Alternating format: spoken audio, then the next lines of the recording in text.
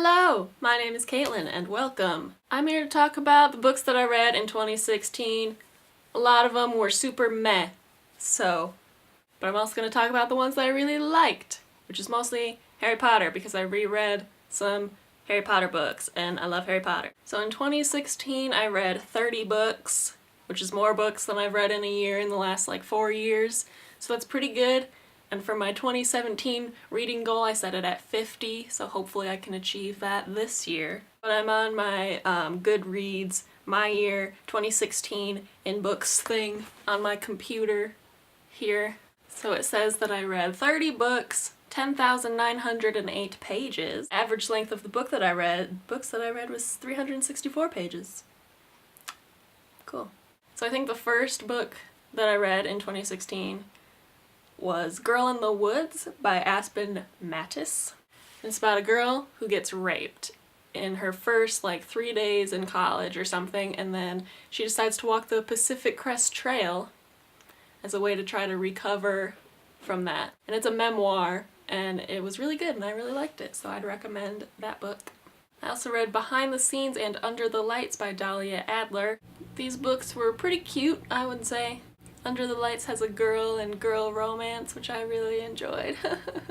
But to be honest, I don't remember these books that well. I'd say they were cute and they were nice.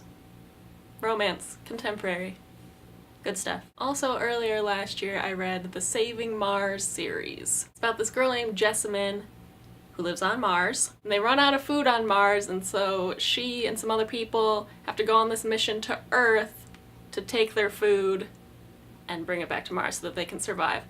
But all the people on Earth don't know that Mars has survived, and the leader of Earth hates Mars, and a bunch of stuff happens. Overall, I really liked this series. In the first book there was some insta-love happening that I wasn't really a fan of, but after I got past that and further into the series, I really appreciated this series, and I don't think it's super well known, so if you like Mars, I would check it out. I also started reading the Gateway to Four-Line Trilogy by Pam Brondos, and I read the first 2 books of this trilogy, but I wasn't a fan, so I'm not gonna read the 3rd book. Basically, it's about a girl who lives in our world, but there's this gateway to another world, and she's picked to save that world basically, so she gets sent over, and I wasn't feeling it, to be honest with you, but the covers so pretty. I also read Right of First Refusal and Out on Good Behavior by Dahlia Adler. They're both new adult romance books, and Out on Good Behavior has a pansexual protagonist,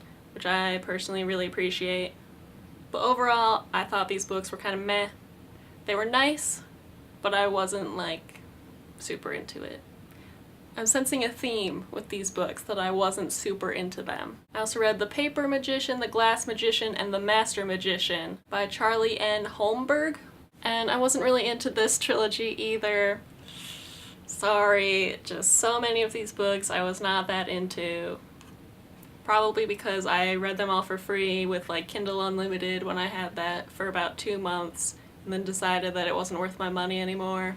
The idea of these books is really interesting, but overall it just doesn't really pull through for me. It's about this girl who is a magician, and she does paper magic, but she really wanted to get into metal magic. So basically she has the option of, after graduating school, getting into these different types of magic.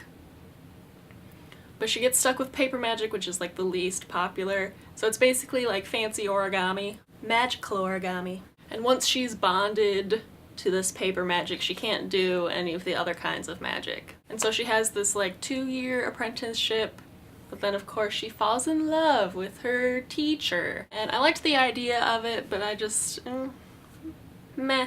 And after those books I read To the Sea by Deirdre Riordan Hall. This book is a little bit dramatic. It's about this woman whose husband dies, and then she finds out all of these secrets that he's been keeping, and she meets 2 other men, and she learns to surf, and she recovers slowly, of course, after she's grieving. It's about her journey, and it was okay. After that I read Adorkable by Cookie O'Gorman. This book was adorable. It's about these 2 high school kids who have been friends their whole lives, but they like each other, but neither of them know that they like each other, and then they start fake dating. It's a bit silly, but it's so adorable, and I actually really enjoyed it. It was an adorable book, but I feel like if the two characters had just communicated, things would have gone a whole lot smoother, as obviously in a lot of books that's the case with two romantic characters, and it frustrates me. After that, I read Losing It by Kara Cormack. This book, I'm trying to remember, I wasn't into it.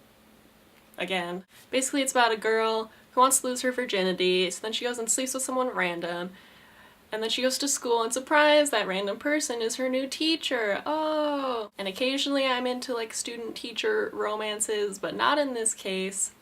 I didn't think that it worked. I just found it sort of like boring, to be honest with you, and not very like convincing. I didn't feel like the tension, it didn't seem believable that they like couldn't stay away from each other. Anyway, I wasn't that into this book. After that I read Harry Potter and the Cursed Child.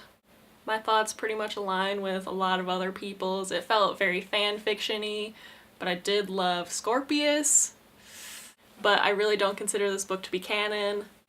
And then after that I read Spinster by Kate Bollock. This book was nonfiction. I think it was one of the only nonfiction books that I read this year, aside from Girl in the Woods.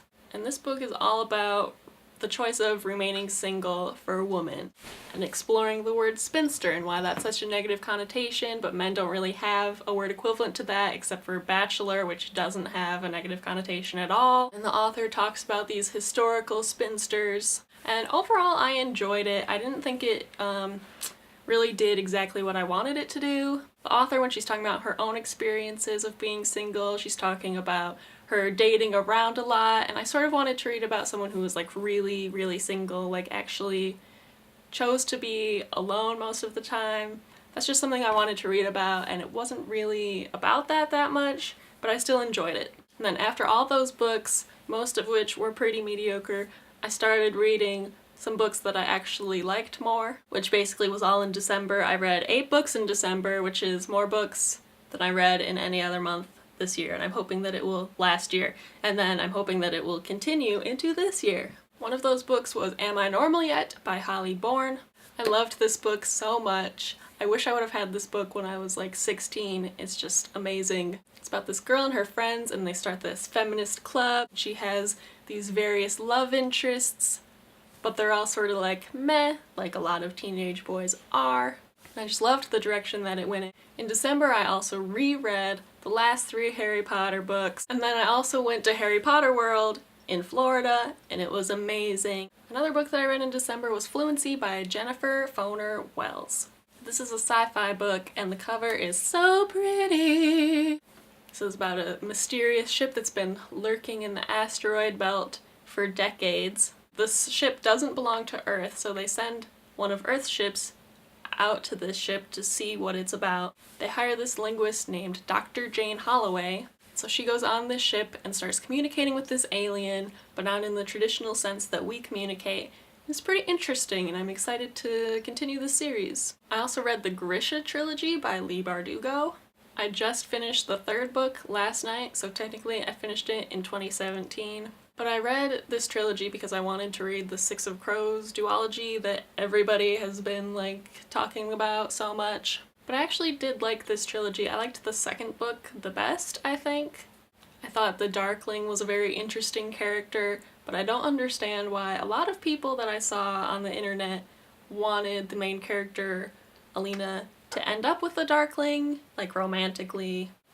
I don't really see how that would work, seeing as how he's like pure evil, like horrible and evil. He was a very compelling character, but as far as a romantic interest, no. He poses as her boyfriend to molest her, basically, and that's just creepy, and I don't stand for that type of shit. I thought the 3rd book dragged along a little bit, and I was kind of like, meh, hurry up, come on, I want to see the conclusion. But I thought it was pretty interesting, and I did enjoy the series overall. So yeah, that's just about everything that I read in 2016. I think I might have left out a couple of books that I barely remembered or that I just like really hated. So if you really want to see that, you can check out my Goodreads, which I will leave below. So yes, this is the end of the video. I've said all that I wanted to say. I hope that I will improve at talking to a camera because it's a really weird thing to get used to be honest. But anyway, thank you for joining me. Goodbye.